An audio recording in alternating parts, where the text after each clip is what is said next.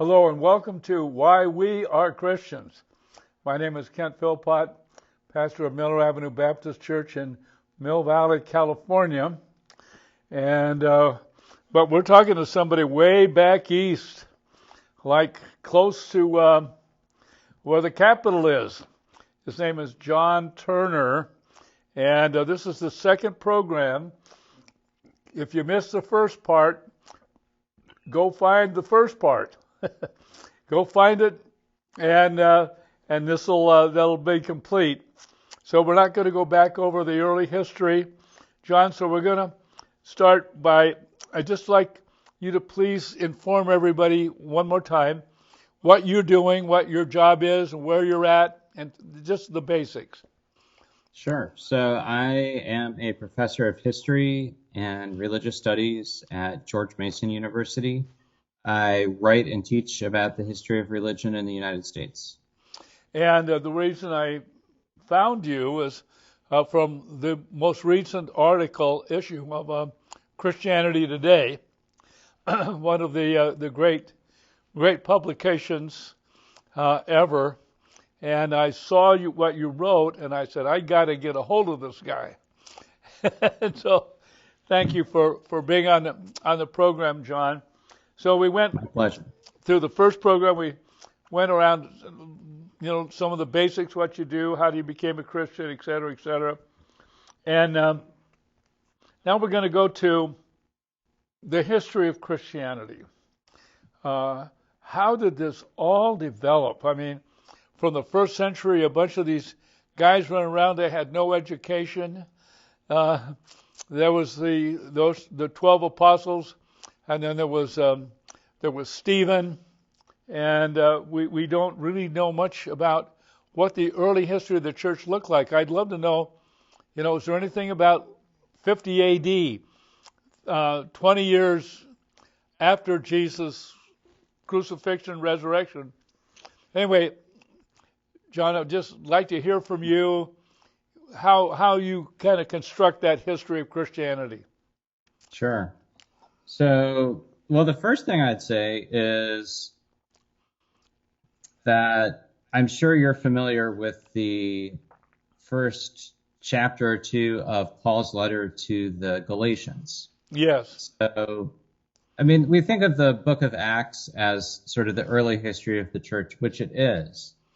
But Paul's letter to the Galatians kind of blows my mind in that pretty much everybody believes it is an authentic letter written by Paul. And Paul, in that letter, gives a little bit of his own biography. It's a little bit of an autobiography at the beginning. And he writes that after his own powerful conversion experience, in which he changed from being a persecutor of Christians into on his way to Damascus, yeah. Right. He went to Jerusalem and he met with James, I think James, the brother of Jesus, and also Peter. And if you follow Paul's timetable, that's about 3 or 4 years after the resurrection. So Paul's obviously not an eyewitness. He's not anybody who knew Jesus personally, but he's there not very long afterwards talking with people who were either related to Jesus or were, among his very closest followers. And for me, that's a remarkable historical document. We don't have a lot of things like that from the ancient world. Letters written not long after the events that they describe. So that kind of blows my mind as a historian. And then the second thing I wanted to say is I wanted to give kind of a 1 or 2 minute for pitch on why Christians should care about the history of Christianity. Good point, John. So here it is. And I would say also beyond, the history of the very early church, Ken, have you ever traveled and visited any? I'm taking a flyer on the question here. Have you ever traveled and visited any churches outside of the United States? I have. Okay, tell me about somewhere you've been. Well, primarily in London. Been there several times doing ministry that I was invited to do. Some in the Philippines, a lot in the Philippines. Been to the Philippines, did pastors' conferences, and every one of it was very different, Yeah. very different. And the one in the Philippines, at least half of all the pastors were women. I love that because I think that's very important. And uh, so anyway, that's I haven't been around that much, John. But those are great examples. And, I think for all of us, when we grow up in a church, I mean, maybe we visit some other churches in the area where we grew up, but sometimes we don't. Usually, our whole conception of the church is our own church. Right. And there's nothing wrong with that. That's just sort of normal. But it's necessarily just a tiny, tiny slice of what Christianity is. And like you, I've been lucky enough to visit churches in a few other countries, and sometimes those people are worshiping in ways that are totally different than our own. Yes. Sometimes they might have different theological ideas that we might really like, or we might not, but regardless, there's some difference. And I think that opens one's eye to the fact that, wow, okay, there are 2 billion Christians in the world. There's a lot of different ways to follow Jesus. There's some essential, core principles, but then there's a lot of different um, you know, there's a lot of different cultural aspects to it. Oh yeah, for sure. So I think that's so healthy for us as Christians, and I think about history that way. So history also expands our bandwidth. We can There's so many things that blow my mind. There were Christians in Ethiopia in the fourth century. There were Christians in China in the seventh and eighth centuries. There were Christians persecuted in Japan in the 16th and 17th centuries. And for me, learning about the history of Christianity, first of all, I just like it because it broadens my sense of the church. The Epistle to the Hebrews teaches us that we're surrounded by a great cloud of witnesses, and those include figures like Noah and Moses, Old Testament figures, but they also include, people across place and time. And the more we realize that, I think that's just that helps us be a little bit more humble about ourselves. The second thing I'd say is that for me, the history of Christianity matters so much because, well, if it weren't for these 2 millennia of Christians that came before us, where would we be? I mean, we had to inherit and be taught our faith, and there's this great chain that connects us. And that doesn't mean that we have to love every expression of Christianity that we find in the past, but I think again that's a necessary dose of humility for us because it's so easy for us to think that where we are right now is all that matters. And God's much bigger than that, has a much bigger, capacious view of everything. And so I think history, gets us into that bigger view. Yeah, it does. And uh, as we look at Christianity today, we find, well, you'd say three major branches, I would suspect: Roman Catholic, Eastern Orthodox, and then what would be the third designation? Would you just use the word Protestants? I probably would. Yeah. Those three. And amongst the Protestants, there are so diverse, incredibly. Um, Hmm. Sometimes I will say there's four aspects, Catholic, Roman Catholic, Eastern Orthodox, Protestant, and then Pentecostal. Would you figure that like that? I mean, I think that's. I mean, I also sometimes hear that. I mean, I think the line between some charismatically inflected Protestantism and Pentecostalism, that'd be hard to really define. So I'd Yeah. probably just go with the big three, but I think you could do it either way. Right, right. Um, I really would love to um, interview some Orthodox, Greek Orthodox. I'm going to make an attempt to do that here soon. Hmm. But so uh, Christianity is I would use the word fluid.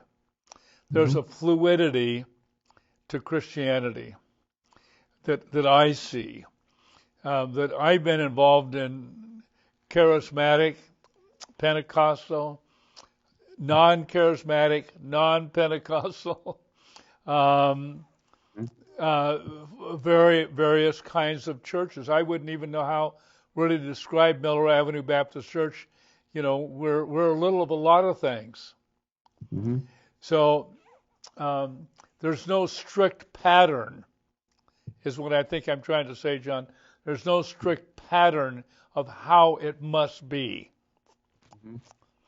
Hmm. There is Orthodox and Roman Catholic. It's more fixed and solid. That's the way it is. But in Protestant Pentecostal Christianity, it's far more fluid. How would you feel about that? Oh, I totally agree. And I think that's a strength and a weakness of particularly evangelical, sort of non-denominational Christianity in the United States, because in a way, you can remake it without a strong connection to history or denomination. And that's a huge in a way that's a huge cultural advantage because it makes those forms of Christianity really adaptable and astute at being relevant or perceived as relevant. It can also be a disadvantage in that it can be a little bit rootless. Um, and obviously both Catholic and Orthodox Christians have a really strong sense of being connected to something that is unchanging. Now, it's not actually unchanging, Yeah. but I once had a Coptic priest visit my class and a class of mine at George Mason, and he was so proud of the fact that in his opinion, was the absolute oldest and unchanging expression of Christianity. But there is something really powerful about um, still using a liturgy that's been used for centuries. It does give a really strong sense of rootedness um, and a fixed point in a world that's always rapidly changing. Right. Oddly, at our little Miller Avenue Baptist Church in Mill Valley, uh, our only statement of faith is the Apostles' Creed. That's it. But in the second, third century, it was the Apostles' Creed, and that's our statement of faith. Nothing else. Um, Well, that's pretty good. yeah, You can't really argue with that. yeah, I actually think, in a way, I think of the Christian world today as in some ways resembling the early church, which I think also was very fluid, also was theologically diverse with some, I mean, in ways maybe even beyond our own in terms of not having the later theological orthodoxy that you get with the great church councils, not necessarily even having having agreement on which books beyond the Old Testament should be scripture. So there were a lot of things up for grabs the first several centuries of the church.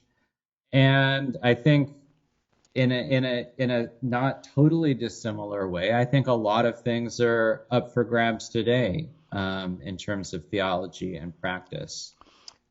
I'm going to bounce this off you, and feel free to disagree with me. Mm-hmm. The idea that a church is to be overseen and the major responsibility for what happens by a single pastor. I have a sense that in the early days of Christianity, there was a group that was more Presbyterian. Mm-hmm. There was a number of people who were considered responsible for the ministry of the church, how it went, the elders, those Mm-hmm. who were been Christians for a period of time, who had proved themselves to have a solid faith and were able to encourage and help people along the way. Our little Baptist church is sort of very Presbyterian. Mm-hmm.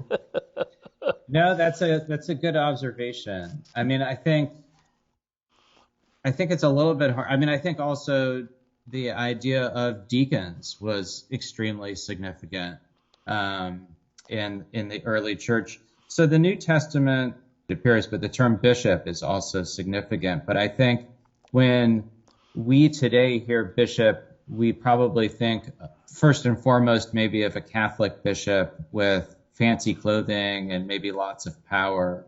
I mean, Methodist and Lutheran bishops aren't that way, but I agree with you. I mean, this would not have been particularly hierarchical. I think one other thing the New Testament teaches us, particularly in the letters of Paul, is there's a massive amount of conflict among early Christians, just bitter fights over issues of circumcision and dietary rules, particularly as non-Jews started to convert to Christianity. And I think we often tend to think, well, my goodness, what we're facing today, that's just unprecedented in the worst of times. There's so much division among Christians.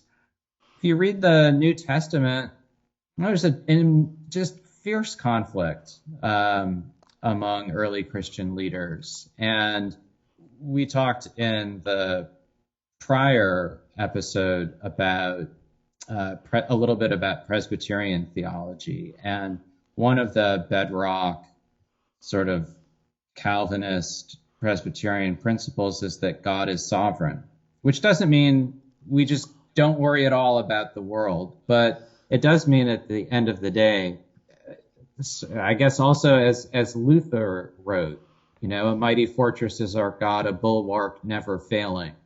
The amount of conflict and division among today's Christians, that is not too much for God to handle. Yeah. I'm thinking about Ephesians chapter 6. It says, in the church there's the apostles, the prophets, the evangelists, and the pastors and teachers. And I always say, people say, well, there's 5 offices. I say there are 4 because pastors and teachers is linked together by the coordinating conjunction chi. Pastors, teachers, and that's what I do. Pastors taking care of the flock and teach. Protect the flock and teach. It's the shepherd who has the sheep to take care of. And some people say, well, there's no apostles anymore. That's in those days. Okay, I disagree, but you're entitled to your opinion. And they're prophets. We're not prophesying new things. I look at the word prophets as preachers, presenting gospel message along with apostles as missionaries. Anyway, what I mean, John, is us Christians will have varying views of these things. The danger is saying, I'm right, you're wrong. You know, Sure, you're right. And I think that there's a difference between saying, yeah, this is what I believe, this is why I believe it, or even I think you might be incorrect about that. Um, I think where we really get into trouble is, like you said, it's that attitude of the way we're doing it is the only way Christians can do it. And if you're not doing it our way, then you're not Christian. And, those sorts of attitudes, they are rarely helpful. it's called the cultic mindset, which I've had, Mhm. when I was doing the Presbyterian seminary. My professor told me, Kent, the church you pastor is cultic. I took him our statement of faith and our theology, and he says, no, theologically you're fine. It's the way you view other people, other groups that differ from you. And that's, I think, it's somewhat on the rise today, that we become very defensive. We have it right. You missed this point and this point and this point, and you're no good. But there's always the danger of that developing and not having the freedom to say, hey, things are going to be different for different people. As long as Jesus is Lord.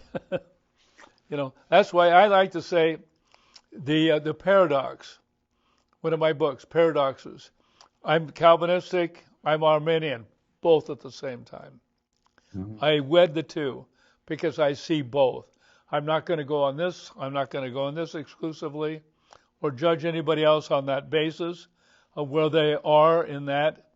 But I see a fluidity and an easiness of being able to come together as Christ as Lord instead of all the rules we establish. Mhm. I don't know if that makes sense. No, I think that makes sense. And I think a lot of the reason why that's been such a struggle for Christians is, as you know, if you look at history, I mentioned there's all this theological diversity among early Christians, and then when Christianity becomes the state religion of the Roman Empire and subsequently of a lot of other um, political entities, there's then a desire to define orthodoxy and punish unorthodoxy. And I understand the desire to have some definitions of orthodoxy. You certainly, even individual congregations will often have some, clear boundaries, and denominations and large churches, they obviously need to have those boundaries. But I think we've inherited that sense of, okay, here's a list of orthodox principles. If you don't believe those, I don't want to have anything to do with you. You mentioned in the earlier episode, you mentioned Billy Graham, who was actually formative in my young life. I went to a Billy Graham crusade in Rochester, New York, back in the early 1990s. One of the things that Billy Graham did that he took a lot of heat for is he would cooperate with almost all of the churches anywhere he went. And to the extent that he was also friendly and sometimes worked with Catholic churches. And he took a lot of heat from a lot of conservative Protestants for that. I remember. My dad, as I told you, was converted at the Billy Graham Crusade in Los Angeles. We've only got a little less than 4 minutes. John, Okay. I'm going to ask you my typical questions I ask everybody.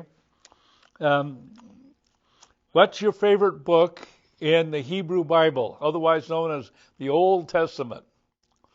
The book of Jonah. It's Jonah. short. It's funny at parts. You get animals in sackcloth and ashes. You get a prophet acting ridiculously, and then at the end you get a really profound message about how God cares for everyone in the world. Yeah. Jesus teaches that he is greater than Jonah, and that Jonah being swallowed by the whale or big fish and then spat out a few days later, that was a foreshadowing of Christ's death and resurrection. Good point. Good point. Good point. Okay. What's your favorite book in the Greek Bible, the New Testament? Okay, Gospel of Mark. Okay, Mark. Um, First gospel I written.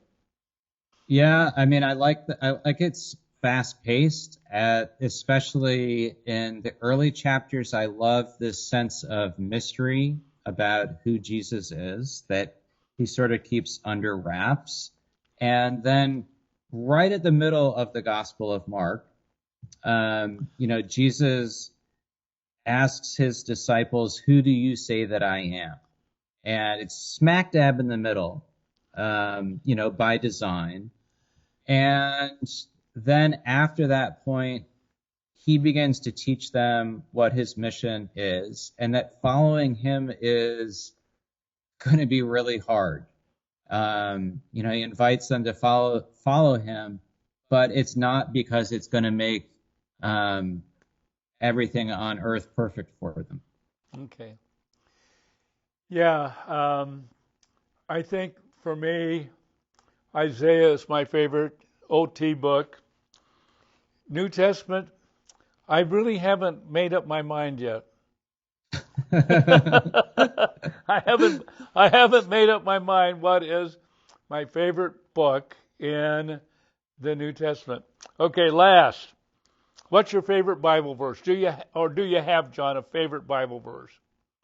Well, it's not from the Gospel of Mark, but Gospel of John, 10th chapter, 10th verse, which ends with, "I have come that they might have life and either have it to the fullest or have it abundantly," depending on the translation. Okay, John 10:10. Uh, and and of course, right in the midst of that, the people that he would be writing that to would be facing severe persecution, and that's where we have to realize we're all going to die. None of us are going to be living forever. But Yeah, the great thing, the great life, the Zoe yeah, is coming. No matter what we go through, from right now to our last breath, and that's the whole thing. That's a great verse, John. John 10:10. All right. Thank you, John, for being on the program, buddy. Much thanks, appreciated. Kent. All right. Enjoyed that. So long now, and be looking for more. Why we are Christians. So long.